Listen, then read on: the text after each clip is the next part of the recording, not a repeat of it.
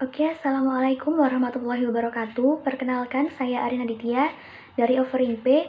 Kali ini saya akan menjelaskan tentang model pembelajaran yang sudah saya buat atau yang sudah saya rancang, seperti itu ya. Oke, langsung saja kita lanjut. Nah, nanti di model pembelajaran yang akan saya jelaskan ini, kita akan bahas yang pertama yaitu sintaksnya, yang kedua yaitu social systemnya, yang ketiga yaitu principles of reaction, yang keempat yaitu support systemnya, dan yang kelima yaitu instructional dan nurturing effect-nya. Seperti itu. Oke, lanjut ke sintaks. Langsung saja ya.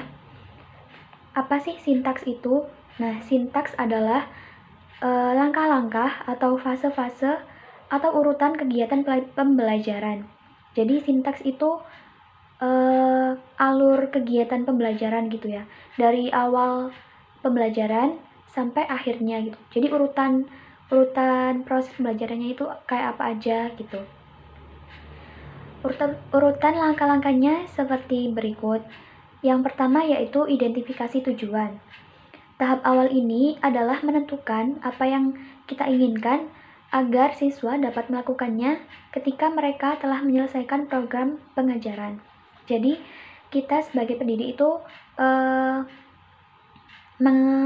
merumuskan tujuan dari proses pembelajaran yang akan kita berikan gitu. Misal kita akan memberikan materi perilaku konsumen gitu ya. Nah, kita menentukan apa sih yang harus siswa dapat ketika sudah melakukan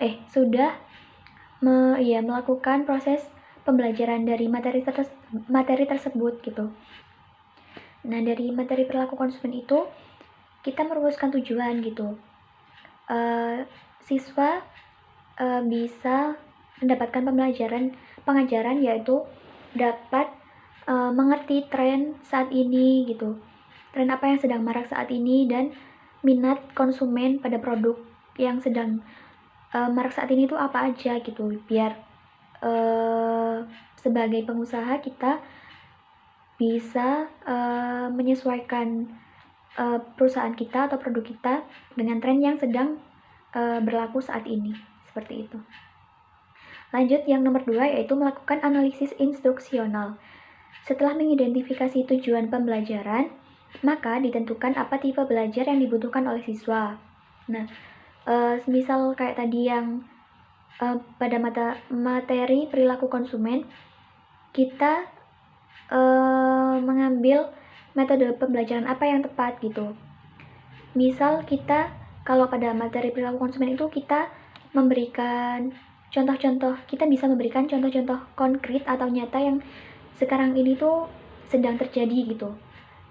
Contohnya kayak perilaku konsumen pada masa pandemi seperti saat ini. Kan pasti perilaku konsumennya juga beda ya antara pada masa pandemi sama kayak pada yang hari-hari biasa yang pas gak ada pandemi seperti saat itu. Seperti itu. Yang ketiga yaitu mengidentifikasi tingkah laku awal atau karakteristik siswa.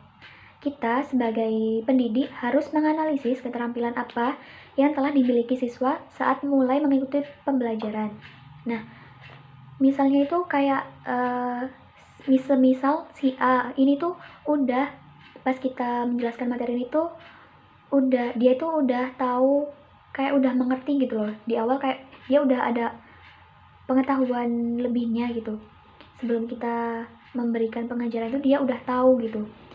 Nah, sedangkan si B itu kayak dia masih belum tahu apa-apa. Nah, jadi kita sebagai pendidik juga harus bisa menjelaskan materi, harus sebisa mungkin menjelaskan materi yang kita memberikan materi yang kita jelaskan itu bisa diterima di semua siswanya gitu.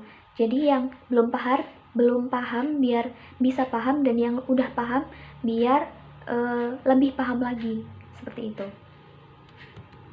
Lanjut yang keempat yaitu merumuskan tujuan kinerja. Berdasarkan analisis instruksional dan pernyataan tentang tingkah laku awal siswa, selanjutnya akan dirumuskan pernyataan khusus tentang apa yang harus dilakukan siswa setelah menyelesaikan pembelajaran. Nah, jika tujuan pembelajaran disampaikan untuk diketahui para siswa, disampaikan di awal gitu, maka siswanya juga akan memiliki pedoman yang jelas apa yang harus mereka pelajari dan diujikan selama berlangsungnya proses pembelajaran. Kemungkinan sedikit saja siswa yang tidak bisa mengikuti pembelajaran dalam waktu yang lama, dan lebih banyak jumlah yang mungkin akan menguasai pelajaran bila mereka tahu apa yang seharusnya mereka pelajari. Seperti itu. Yang nomor 5 yaitu pengembangan tes acuan patokan. Pengembangan tes acuan patokan didasarkan pada tujuan yang telah dirumuskan. Pengembangan butir assessment untuk mengukur kemampuan siswa seperti yang diperkirakan dalam tujuan awal.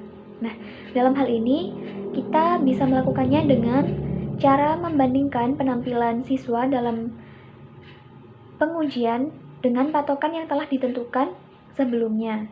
Nah, bagi pendidik seperti kita, hal ini berguna untuk mencekking atau mengecek gitu ya hasil belajar dan kesalahan pengertian sehingga dapat diberikan pembelajaran remedial sebelum pembelajaran selanjutnya. Seperti itu. Yang nomor 6 yaitu pengembangan strategi pengajaran. Informasi dari 5 tahap sebelumnya, maka selanjutnya adalah mengidentifikasi yang akan digunakan untuk mencapai tujuan akhir. Nah, pengembangan strategi pengajaran ini itu upaya kita sebagai pendidik untuk menciptakan lingkungan belajar yang dapat mendukung proses membangun pengetahuan siswa kita, seperti itu. Lanjut ke nomor 7 yaitu pengembangan atau memilih pengajaran. Tahap ini akan digunakan strategi pengajaran untuk menghasilkan pengajaran atau bahan ajar yang akan digunakan. Nah, kita sebagai pendidik itu harus bisa harus menyesuaikan metode yang akan kita pilih saat kita akan menyampaikan materinya dengan materi yang akan kita sampaikan. Jadi ya harus kita sesuaikan gitu loh antara materi dan metode yang akan kita gunakan dalam menyampaikan materi pembelajaran, seperti itu. Yang nomor 8 yaitu merancang dan melaksanakan evaluasi. Evaluasi dilakukan untuk mengumpulkan data yang akan digunakan untuk mengidentifikasi kekuatan dan kelemahan program pembelajaran. Nah, hasil dari evaluasinya ini tuh dapat kita gunakan sebagai masukan untuk memperbaiki pembelajaran kita gitu.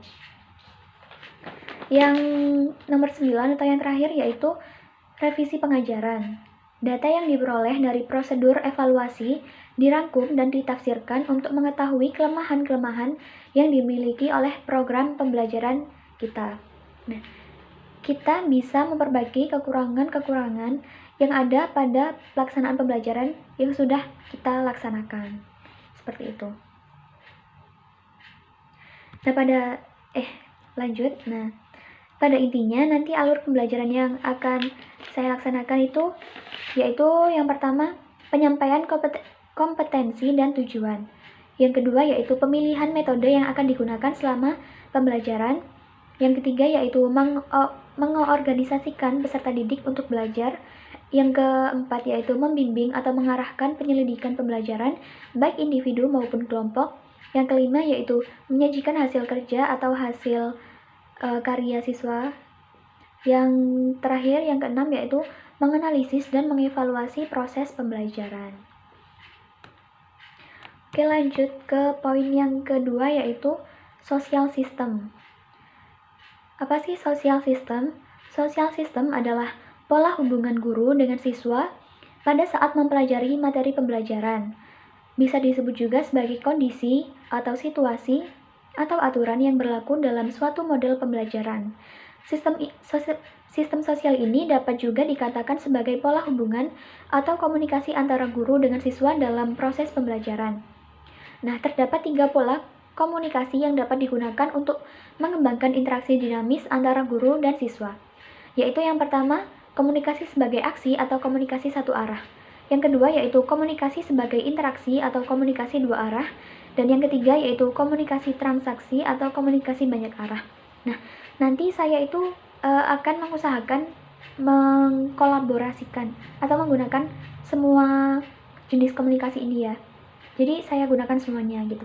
Jadi mungkin saya akan menggunakan komunikasi aksi atau komunikasi satu arah ini ketika saya akan menjelaskan materi pembelajarannya ini. Komunikasi satu arah ini tuh bukan berarti kita nggak memberikan kesempatan pada siswa untuk bertanya gitu ya. Bukan berarti kita yang ngomong terus gitu juga, bukan gitu juga. Jadi penggunaan komunikasi satu arah ini kita fokuskan, kita gunakan biar siswa itu fokus sama apa yang kita jelaskan gitu loh. Nanti kalau siswa mau tanya, kita kasih di kesempatan yang lain gitu. Nah, ketika kita sudah menjelaskan materi yang kita berikan, nanti baru kita menggunakan komunikasi interaksi dua arah ini. Jadi kita memberikan kesempatan kepada siswa, misal mereka ada yang mau tanya atau ada yang belum dipahami dari materi yang kita jelaskan, nah itu baru kita beri kesempatan mereka untuk bertanya dan kita jawab gitu. Nah, kalau untuk komunikasi yang banyak arah ini bisa saya terapkan atau kita terapkan ketika mungkin pas presentasi kelompok gitu ya. Jadi misal ada kelompok yang presentasi, kita berikan kesempatan buat siswa yang lain atau audiensnya itu untuk bertanya gitu pas kelompok presentasinya udah selesai menjelaskan gitu ya. Jadi biar banyak komunikasi dari siswa-siswa lain gitu, biar banyak yang bertanya sama si kelompok presentasi ini. Atau kita sebagai pendidik juga bisa bertanya kepada kelompok presentasi ini untuk mengukur kayak sejauh mana sih mereka paham sama materi yang mereka presentasikan, seperti itu. Lanjut ke poin ketiga, yaitu Principles of Reaction, yaitu reaksi guru atas aktivitas-aktivitas siswa. Dalam fase ini, guru memberi contoh cara menyusun konsep dan siswa membandingkan konsep-konsep mereka. Tetapi dalam beberapa model, mungkin guru terlibat langsung bersama siswa menyeleksi konsep-konsep itu serta membantu mereka dalam kegiatan-kegiatannya. Jadi prinsip reaksi itu akan membantu memilih reaksi-reaksi apa yang efektif dilakukan siswa. Nah, reaksi itu gini ya, kayak semisal pas kita menjelaskan, semisal kita memberikan tugas sama siswa gitu ya, atau kita bertanya pada siswa gitu. Nah, siswanya ketika kita tanya itu memberikan jawaban yang salah atau kurang tepat gitu ya. Nah, kita sebagai pendidik itu nggak boleh menyalahkan dia gitu. Jadi kayak kita lebih ke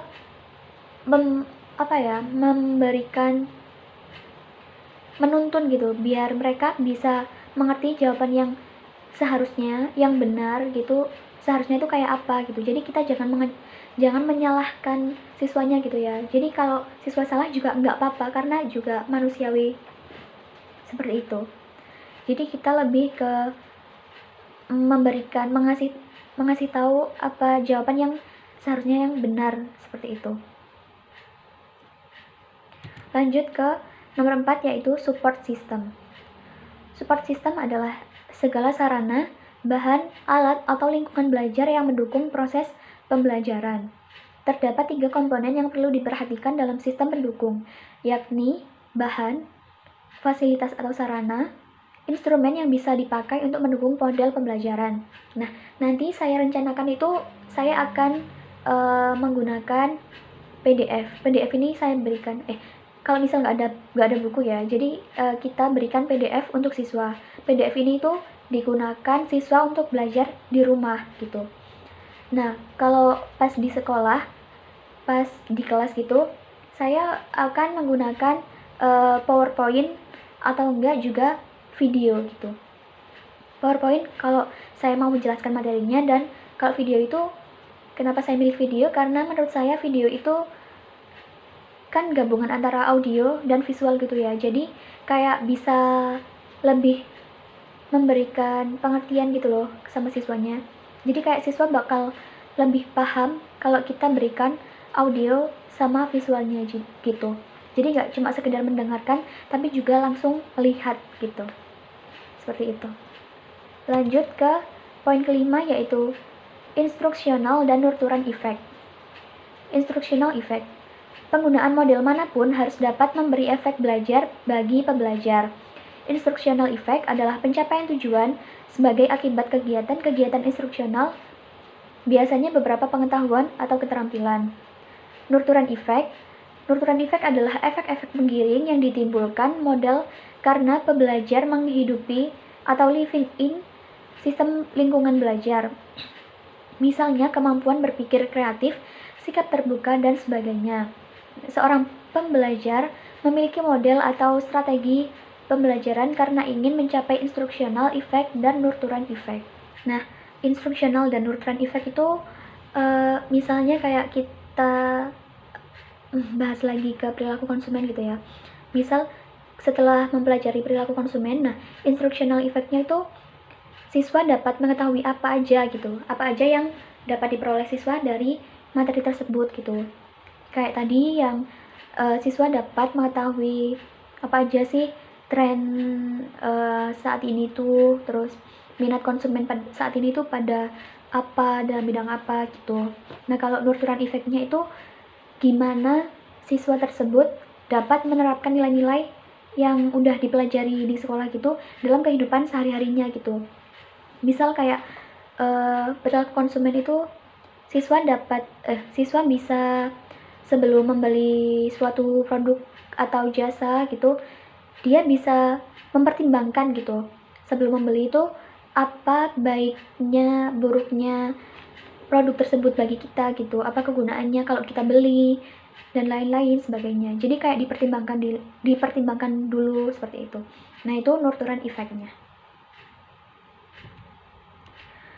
Oke, mungkin cukup sekian dari saya. Terima kasih atas perhatiannya. Mohon maaf apabila ada salah-salah kata. Saya ucapkan terima kasih. Wassalamualaikum warahmatullahi wabarakatuh.